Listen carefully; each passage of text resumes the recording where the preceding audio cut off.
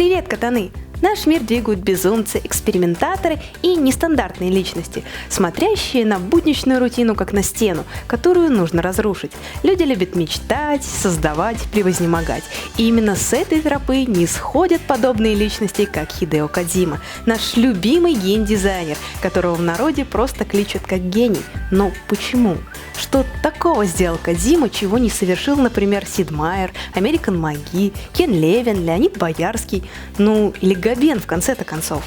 Людей, не игравших в его игры, сбивает тот факт, что многие возводят его в ранг божественного существа фразами по типу, что Центробанк привязал курс рубля к возврату Кодзимы, что настоящее название известной песни Цоя «Звезда по имени Кодзима», а икона Кодзимы Чудотворца лечит рак.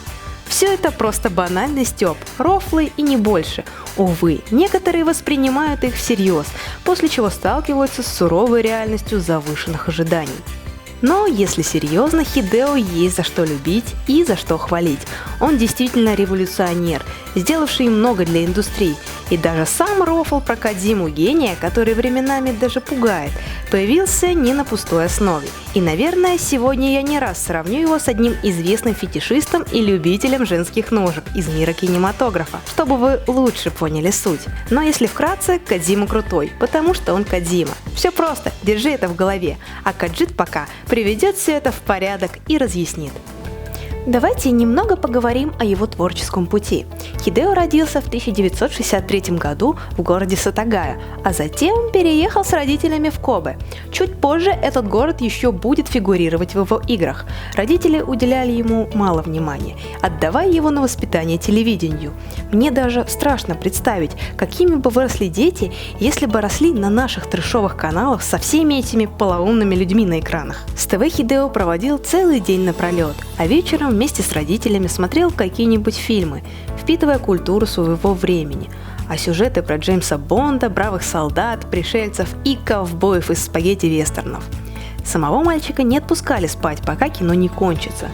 И хоть это и выглядит как антиутопичное детство, сам кинематограф и поп-культура оставила значительный след в его сознании. Как говорит сам Хидео, он состоит на 70% из кино. Будучи подростком, он хотел стать режиссером, потом думал податься в иллюстраторы, а позже стать писателем.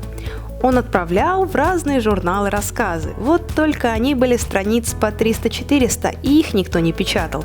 В конце концов, он увлекся Nintendo Entertainment System и открыл для себя мир видеоигр. В 1986 году он устроился работать в Konami, где был помощником режиссера и разрабатывал игры для MSX. Это такой стандартненький компьютер для среднего класса того времени. После пары удачных проектов, где он был помощником, ему доверили создать собственную игру Metal Gear. В то время в Konami считали, что Хидео придумывает слишком заумные и заоблачные идеи, и они явно не станут коммерчески успешными. Наивные, но доля правды в том, что для того времени сюжет был закручен похлеще, чем клубок ниток. Но главное то, что Кодзима придумал новый жанр – стелс-экшен. Нам впервые предложили не мочить всех подряд из больших пушек, а наоборот – прятаться, избегать сражения и думать головой. Не поверите, но гений чередовал свои творения с визуальными новеллами. И первая из них «Снэчер» – ода киберпанковой классики от Ридли Скотта «Бегущий по лезвию». И хоть поначалу ее не поняли, со временем полюбили и не раз переиздавали. Дальше пришла Metal Gear 2 Solid Snake, которую олдфаги готовы жадно поглощать как материнское молоко. Еще более глубокая, с детальным стелсом и новыми фичами по типу радара и возможности лазить под объектами. Хоть игра получила всеобщее признание и дала толчок к появлению элементов стелса в TIF и 007 GoldenEye, сам жанр стелс-экшена был полудохлым трупом, который Кодзима упорно продолжал пинать. Далее под его авторством вышла прекрасная визуальная новелла «Полиснаут». К слову о ней более детально мы поговорим отдельно. Она была духовным наследником Снэчер и появилась из увлечения Хидео фильмом «Смертельное оружие» и «Восходящее солнце». После этого в 1998 году он явил миру ее серию Metal Gear Solid. Трудно отрицать то, насколько значима была первая и последующие игры этой серии, начиная от качества, заканчивая философским сюжетом, дотошностью в производстве, вниманием к мелочам и, самое главное, кинематографичностью. Кодзима сделал значительную часть первой игры сам, что позже стало его традицией.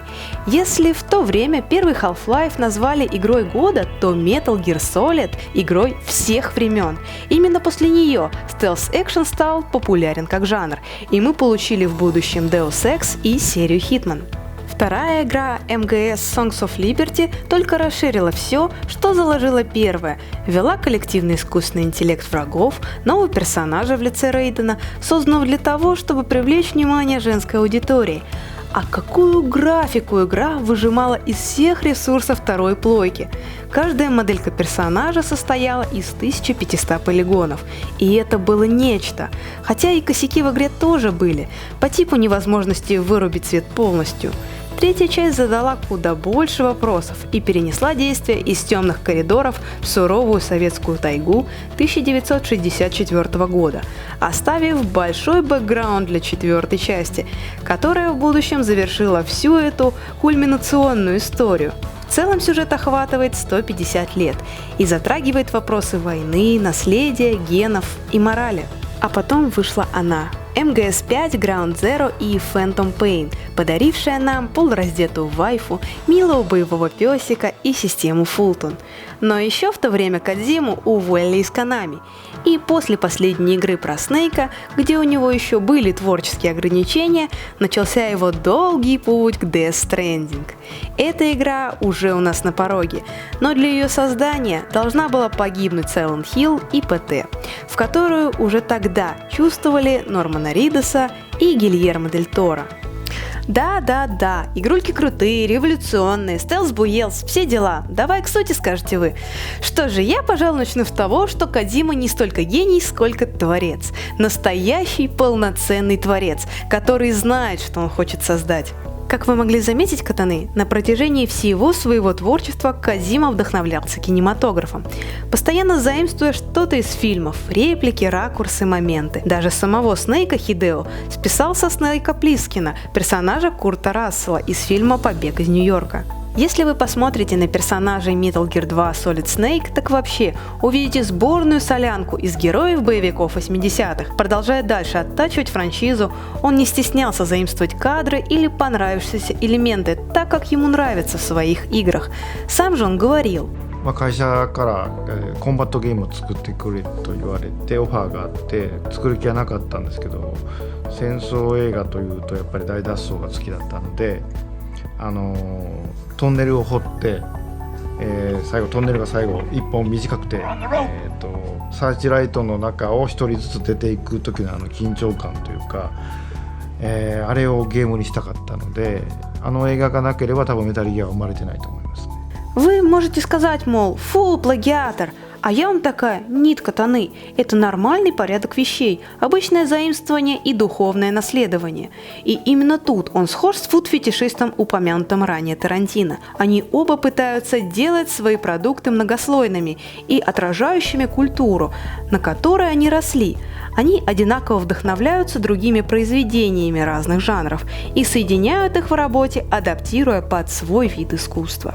メタルギアも潜入するので、見つからないように潜入するので、本当はタキシードで行くべきなんですけど、さすがに、メタルギアの最初のやつが出た時は80年代なので、タキシードを着て潜入するっていうのがかっこ悪かったので、特殊部隊という一人で潜入する特殊部隊っていう、設定を借りました。でも僕の中ではやっぱり、特殊な兵器を持って一人で、基地に潜入して事件を解決するっていうそこの図式は、やっぱり007が一番影響が大きいかなと思います。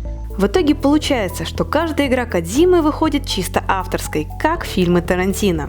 У Хидео есть своя четкая структура, с которой он экспериментирует, и ты знаешь, чего ждать от его игры. Определенного авторского почерка и геймплея, свойственно только его проектам. Это и притянутый за уши пафос, где крутые персонажи постоянно делают крутые вещи и толкают не менее пафосные речи. Ожидаешь мира, где объединены различные культуры, как американская брутальность и японская странность и неординарность, смены планов, долгие, как бы снятые одним дублем кат-сцены.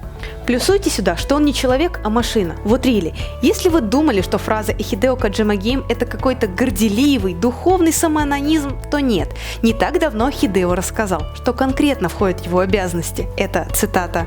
Создание концептов, написание сценария, рисование карты на миллиметровой бумаге, помощь в поточном рисовании, прямой ввод, управление метками, конструирование упрощенного логического языка, сжатие изображений в бинарный формат, даже разработка обложки на диске. Кроме того, я должен заниматься бизнес-менеджментом, продюсированием и продвижением. Создаю тему, атмосферу мира, сюжет, персонажей и геймдизайн одновременно с концептами, составлением расписания, сбором информации, подбором местности, постоянными экспериментами, написанием сценария, установкой характеристик, подбором актеров, дизайном звука, устранением проблем, монтаж трейлеров и даже ключевой иллюстрации. Вот мои задачи. Фух. Да я это перечислять устала, а этот сумасшедший бурят все это делать успевает. Правда, он забыл еще дописать поездки по всему миру, посиделки в Инстаграме, попойки и чил с Микельсоном и Ридусом. Именно такая щепетильность и внимание к мельчайшим деталям впоследствии рождают восхитительные долгие планы в Ground Zero и Phantom Pain, где вступление акцентирует внимание на фразах, позах и знаках. Например, когда члены ХОВ бросают свои нашивки из вертолета, когда они падают, появляется плечо Снейка с нашивкой Fox. И буквально за секунду Кодзима показал нам, что эти две организации противники – белое и черное. И все при помощи языка кино. К слову, вы потом можете найти эти нашивки и получить секретную миссию в награду. Это так называемый диегис – ситуация, когда вы и ваш персонаж воспринимаете одно действие одинаково. Добавьте сюда и диалоги с двойными смыслами. Давай, Кодзима Гени-сан, объясни, что к чему. Snake! What was she fighting for? What am I fighting for? What are you fighting for? If we make it through this, I'll tell you. あれはオタコンに言ってますけど、プレイヤーにも言ってるんで、プレイヤーが、生きていればその後の展開を教えてあげるっていうようなことを二重にダブルミーニングをかけてるんで、そこは結構気に入っていると。Любит Кодзима вставлять еще и необычные сценарные ходы, твисты и особенно разрушение четвертой стены. Мне очень нравится момент из первой Metal Gear, когда Биг Босс говорит вам сесть в машину, и она отвозит вас в самое начало уровня. Вы доходите опять до того места, и Снейк снова просит вас сесть в эту машину и ехать в начало уровня. А спустя еще несколько раз вообще скажет выключить консоль. Очевидно, что делать это не нужно. На самом деле его разум контролирует, и он вам врет. Вам надо додуматься пойти против приказа. Это большой диссонанс, так как вы солдат, и единственное, что вы умеете, следовать приказам. Вот так Кодзима играет вас, а не вы в его игры. А про МГС и Психомантиса, который знает, во что вы играли на своей консоли до МГС, я вообще молчу. Добавьте сюда еще и подбор крутой музыки, что придает правильную атмосферу. А у Кодзимы с музыкальным вкусом все в порядке. Так, в пятой МГС мы находим повсюду разбросанные кассеты с крутыми песнями 80-х. И пока Снейк воюет в Афганистане, слушая «The Man Who Sold the World», где-то там молодежь танцует под эти хиты в клубе, и это идеально передает дух эпохи. Подводя итог, Кодзима не гений, но разве что только для его ярых фанатов. Он самобытный автор, воплощающий в своих качественных играх детскую мечту стать режиссером. Создал многослойное повествование, где смешались мотивы боевиков, драмы, шпионских экшенов и мистики. Раскрутил жанр стелс-экшена во всем мире. И да, он делает игры для себя, так как ему нравится. Death Stranding отлично это отображает в том, что Кодзима позвал на ведущие роли любимых актеров и режиссеров, вставляет в игру пейзажи мест, которые посетил, и в принципе реализует все идеи, что в свое время забраковали Konami. И как любой автор, он может вам не нравиться. Ну а чего вы хотели? Мир очень разный, и вкусы тем более. Поэтому, если вы считаете, что все его творчество переоценено, и фанаты готовы обмазываться любым дерьмом, завернутым в яркую обложку, лишь бы на ней был знак Kojima Production, в какой-то мере вы будете правы. Опять-таки, кто-то любит Тарантино, кто-то нет. И с нашим великой Кодзимой-саном точно так же. А мы с вами будем ждать Death Stranding и надеяться на то, что эта игра будет очередным шедевром от очень крутого дизайнера.